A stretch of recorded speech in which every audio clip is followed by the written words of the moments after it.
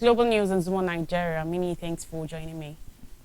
This headline says Gaza's truce set to extend. Israel gets new captive list. Israeli army says Hamas free 11 captives from Gaza. U.S. suspects Somali pirates in Yemen tanker incident.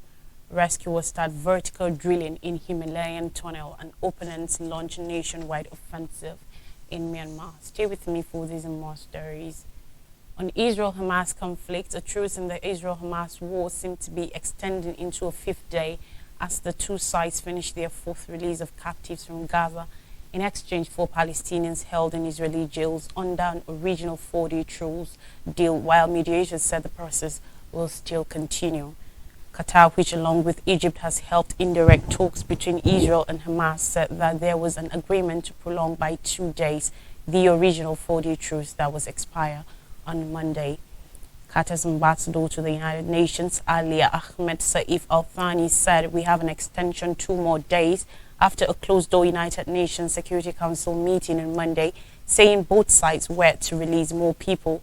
While the Israeli government had yet to formally confirm the truce extension by early on Tuesday morning, report from Israel's army citing the Prime Minister's office reported that a new list of captives who are anticipated to be released later in the day had been received.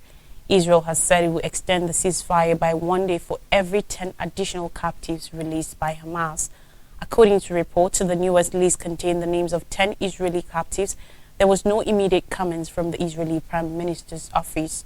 On Monday, Israel said 11 Israelis had been returned to the country from the Gaza Strip, bringing 269 the total number of Israeli and foreign captives released by Hamas since Friday under the truce.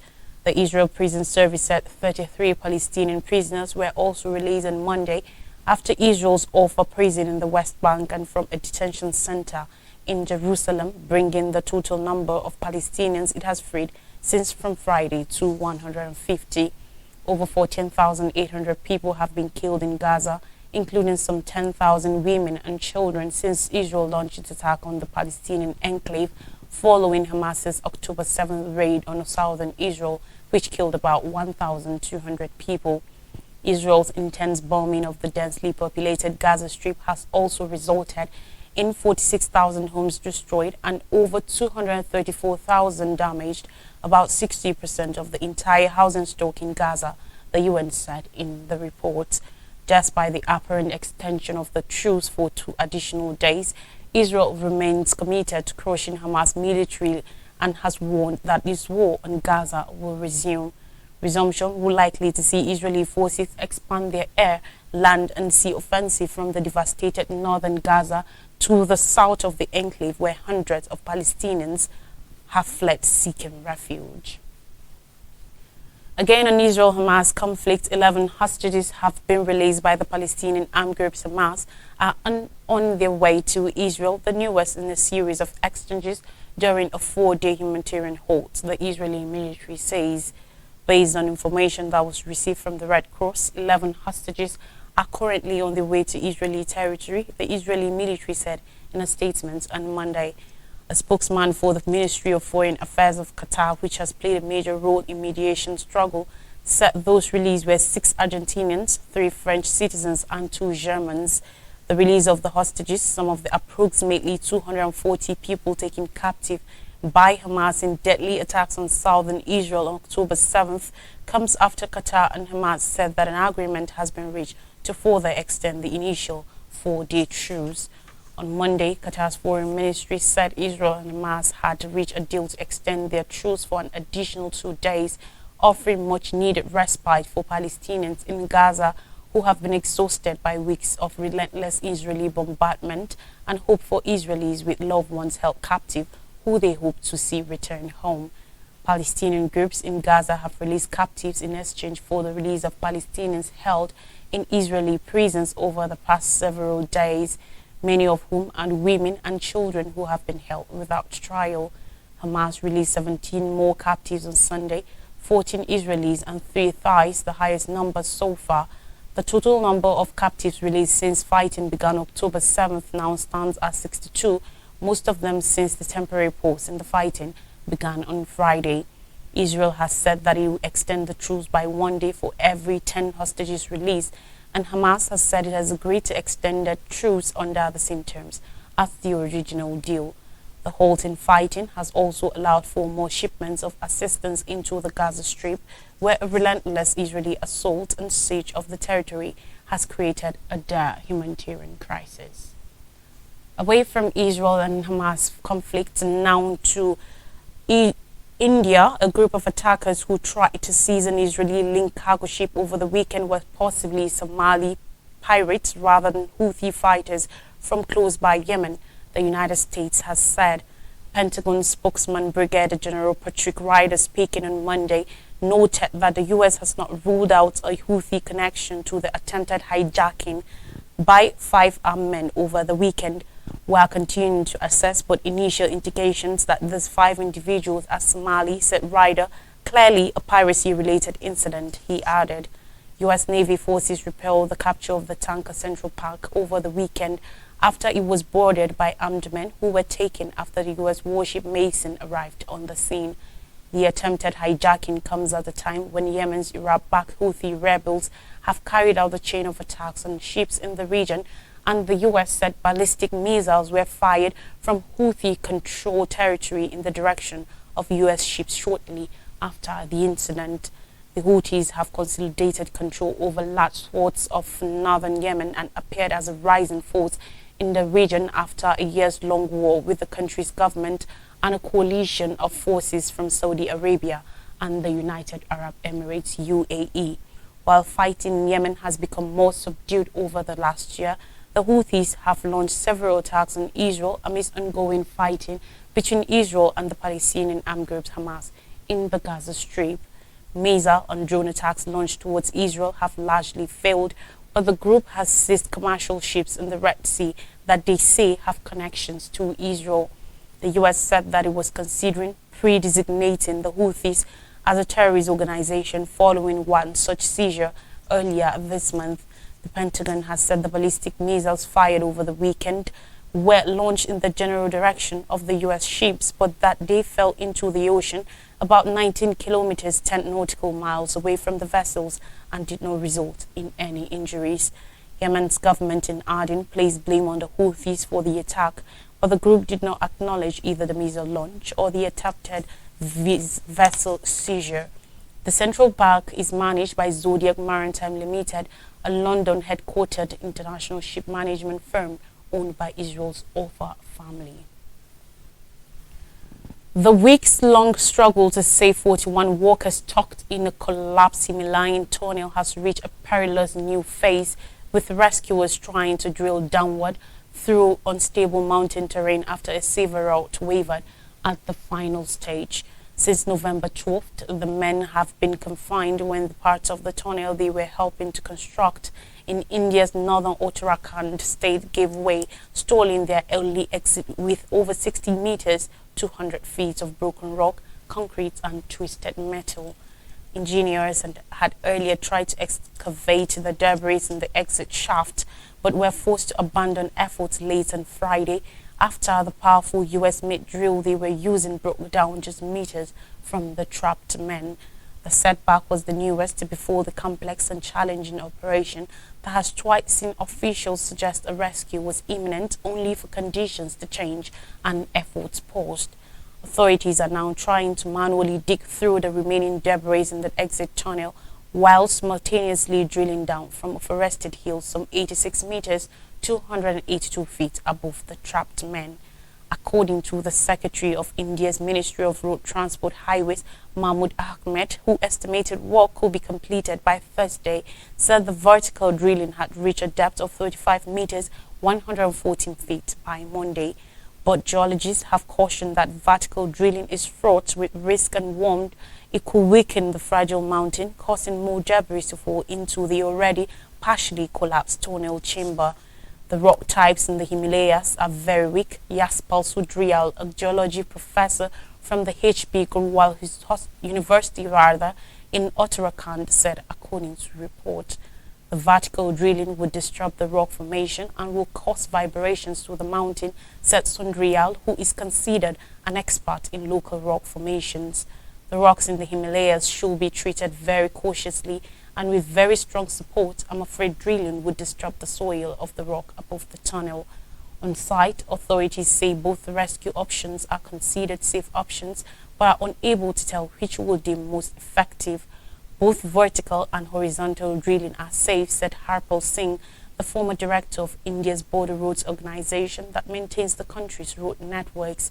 However, it is very difficult to say which one of the two methods will help us reach the trapped workers first, he said on Monday. The trapped men or migrant workers from some of India's poorest states have been receiving food, water and oxygen through a 53-meter, 173-foot pipe that has been inserted through the debris, and authorities say they remain in good health. Doctors on site have kept in regular contact with the men inside, giving them tips on how to remain positive and calm. But for most of the families of the trapped men, their wait has been an agonizing switch between hope and despair. Moving ahead, Myanmar's military junta is facing major threat to its hold on power as it fights wars on numerous fronts across the Southeast Asian nation nearly 3 years on from its bloody coup.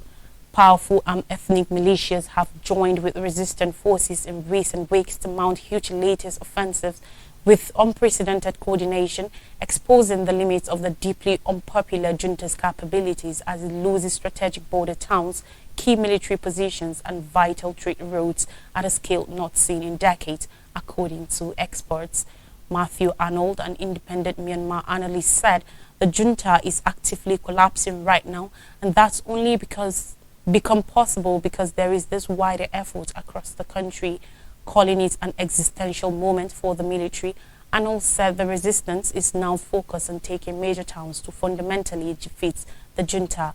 An offensive named Operation 1027, launched in late October by an alliance of three powerful ethnic rebel armies in the country's northeast, has since catalyzed into a nationwide push to take control of towns and areas in Myanmar's north, west and southeast. According to the United Nations, closely 200 civilians have been killed and 335,000 people newly displaced by the fighting since October 27th. Civil war between Myanmar's myriad ethnic armies and successive military governments has raged for decades, but the latest escalation in fighting comes off the back of nationwide public resistance to Army Chief Min Aung Hlaing's February 2021 coup, which sacked the democratically elected government of Aung San Suu Kyi. The military's post-coup crackdown on peaceful protesters and documented atrocities against civilians spurred people to take up arms and defend their towns and communities in Myanmar's rural and urban centers. Since then, battles between the military and resistant groups aligned with the junta, the anti-junta National Unity Government in exile, have unfolded daily. Junta airstrikes and ground attacks on what the Myanmar military calls terrorist targets have killed thousands of civilians to date, including children, and displaced about 2 million people. Those on the ground say they are ultimately fighting to get rid of the junta and establish a federal democracy in which all of Myanmar's people have full rights and representation. Rooting out a deeply entrenched institution like the military, which has ruled for half a decade, though brutally unfair, will not be straightforward, and the military's refusal to back down could drag Myanmar deeper into conflict. But while the latest escalation in conflict since October 27th has not yet stretched to major cities like Yangon, Mandalay or Nipdawa, it marks a turning point in that resistance. According to the United Nations Office for Humanitarian Affairs, OCHA, armed clashes are now the biggest in scale and most extensive since the coup. On more stories, Australia bans single-use vape imports by 2024. Australia to ban imports of single-use e-cigarettes beginning next year, cracking down on the nicotine products that are popular with youths. On January 1st, the ban will come into effect, Australia's government announced on Tuesday, adding that it would also introduce legislation in 2024 to ban the manufacture, advertising or supply of disposable vapes. Australian health officials welcomed the restriction on vapes, which they had said been pitched as a tool to help long-term smokers quit, but evolve into a dangerous recreational product. Health Minister Mark Butler said it was not sold as a recreational product, especially not one targeted to our kids, but that is what it has become. The great majority of vapes contain nicotine and children are becoming addicted. The Australian Medical Association hailed the government's decisive action to stop vaping in its tracks. Australia's government said in a statement approximately 1 in 7 children aged 14 to 17 uses vape. The government also said there was consistent evidence that young Australians who vape are about 3 times more probable to take up tobacco smoking. A senior lecturer in psychology at Australia's Charles Darwin University, Kim Caldwell, cautioned vaping can serve as a dangerous gateway to tobacco smoking for some youth. You can understand how at the population level, increasing vaping and a resurgence of tobacco use will impact population health in the future, Caldwell said. Despite the fresh curbs, Australia's government said it will introduce a scheme to allow doctors and nurses to prescribe vapes where clinically appropriate from January 1st. Australia has a long record of fighting smoking. In 2012, it became the first country to introduce plain packaging laws for cigarettes, a policy since copied by France, Britain and others. High taxes have pushed up the price of a packet to about 50 Australian dollars, that's 33 US dollars. Recently, neighboring New Zealand stood alongside Australia at the forefront of the battle. But its new Conservative coalition government, which took power this week, has now promised to scrap a so-called generational smoking ban that will have stopped sales of tobacco to anyone born after 2008. On weather and climate, storm hits Russia, Ukraine, at least 3 people killed. Over 500,000 people are without power in occupied Crimea, Russia and Ukraine after a storm in the Black Sea region swamped roads, ripped up trees and took down power lines, according to Russian reports and Ukraine's Ministry of Energy. Ukraine's energy ministry said over 2,000 towns and villages were without electricity on Sunday night and Monday morning in 16 Ukrainian regions, including Odessa, Mykolaiv, and inland in Kiev, as trees were uprooted, power lines snapped and electrical substations failed, leaving almost 150,000 households in the area without electricity. A 110-meter, 360-feet chimney of a heat and power plant collapsed in the Ukrainian port city of Odessa on Sunday night, adding to Ukraine's losses of energy infrastructure that have already sustained heavy damage from Moscow's military campaign targeting Ukraine's power grid. Russia has been attacking civilian infrastructure far from the front lines, leaving millions of Ukrainians without power, heat and water for days at a time as winter nears. Although the heating supply has been returned after plants in Odessa were closed down for many hours due to power fluctuations, Ukrainian officials said they expected the weather to worsen as forecasters predicted more strong winds and snowfall. The head of Russia's National Meteorological Service said the storm that hit Crimea was the most powerful since record-keeping began, reports said. At least 3 people were killed during the storm, reports said. 1 person was killed in the resort city of Sochi, another on the Russian-held Crimean Peninsula, and a 3rd person on board a vessel in Kerch Strait, which separates Crimea from the Russian mainland. About 1.9 million people were affected by power cuts in the southern Russian regions of Dagestan, Krasnodar and Rostov, as well as the occupied Ukrainian territories of Donetsk, Luhansk and Kherson, Zaporizhia and Crimea, Russia's Ministry of Energy said. Crimea's Moscow-appointed governor declared a state of emergency and hundreds of people were evacuated. In African scenes, Sierra Leone says army reports 20 killed in attack. According to the army, no less than 20 people have been killed, including 13 soldiers and many injured in a series of attacks over the weekend that aimed military barracks and prisons in Sierra Leone. On Monday, while speaking, an army spokesperson said attacks across the capital Freetown on Sunday were carried out by renegade soldiers but had been repelled. We have launched a manhunt for all those who were involved in the violent attack, amongst them current and retired serving soldiers, Colonel Issa Bangura said. Bangura added that 20 dead included 13 soldiers, 3 assailants, a police officer, a civilian and someone working in private security, 8 people were hurt and 3 arrested, he said. According to reports, around 1,890 people held on the Pademba Road Central Prison escaped the facility after it was attacked. Police urged those who had escaped to return to the prison. Reports said cell doors forced open or removed entirely during a visit to the facility on Monday, and Colonel Sheikh Suleiman Masauki, the acting director general of the Sierra Leone Correctional Service, said attackers had pushed through the front gate of the prison in a vehicle after a failed attempt to break through with a rocket launcher. President Julius Maada Bio, in his remarks on Sunday, said most of the leaders behind the attacks had been arrested and efforts were underway to capture the remaining. Information Minister Chino Ba, seeking to reassure residents, told the public in a statement on Sunday the government and its state security forces are in control. Few details have appeared concerning the identity and motives of the attackers during the assault. Some said they were fighting to clean up the system. And more stories will bring you from Nigeria after this time out. Don't go anywhere.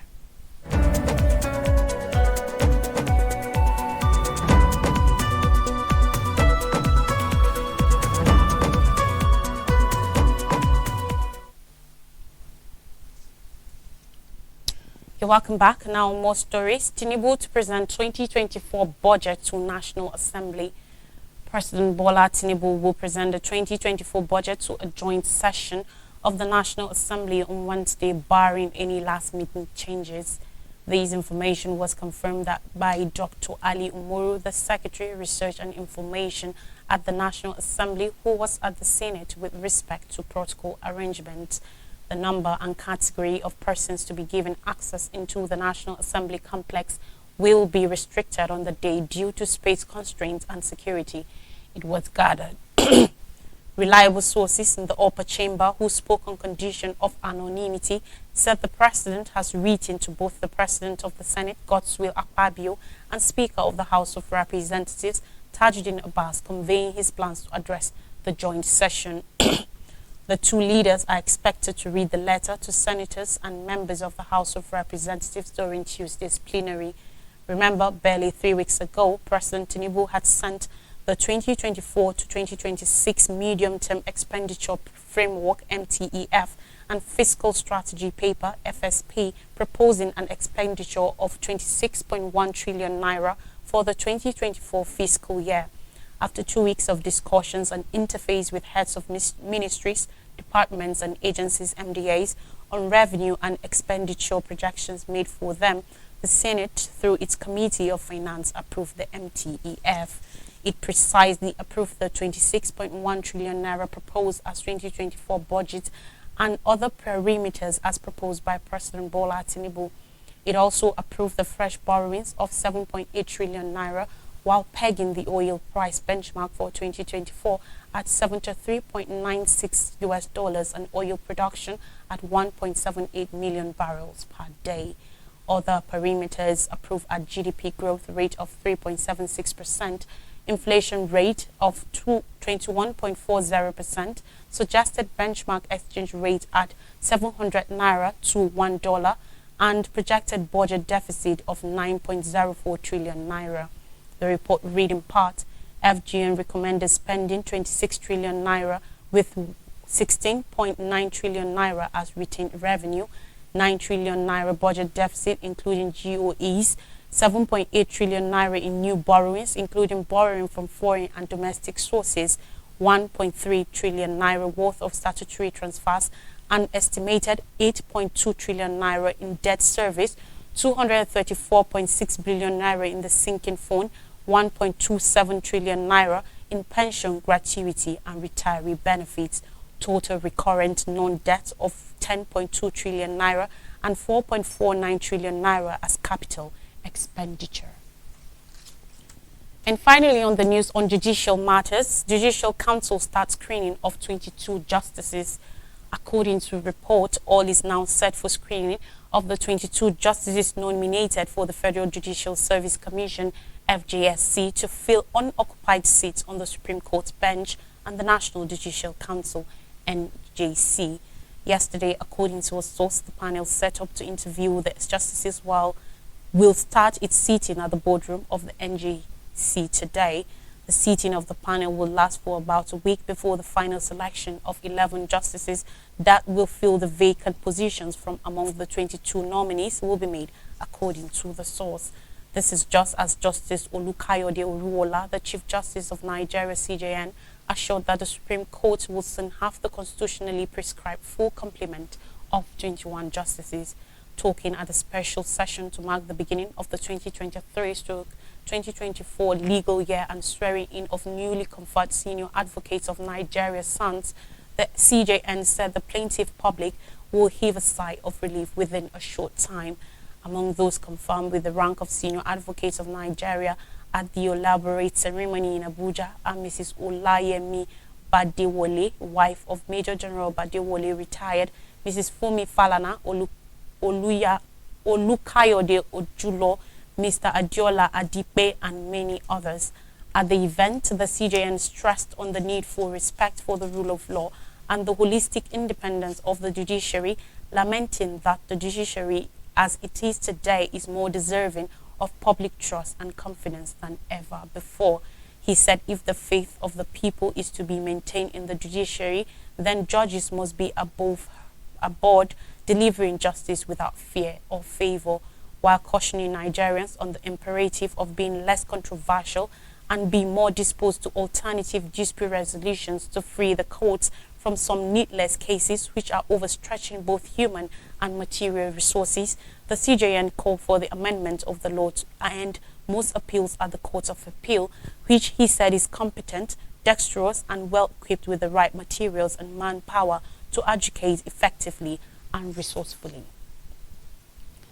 To refresh our memories, Gaza truce set to extend, Israel gets new captive list. Israeli army says Hamas free 11 captives from Gaza.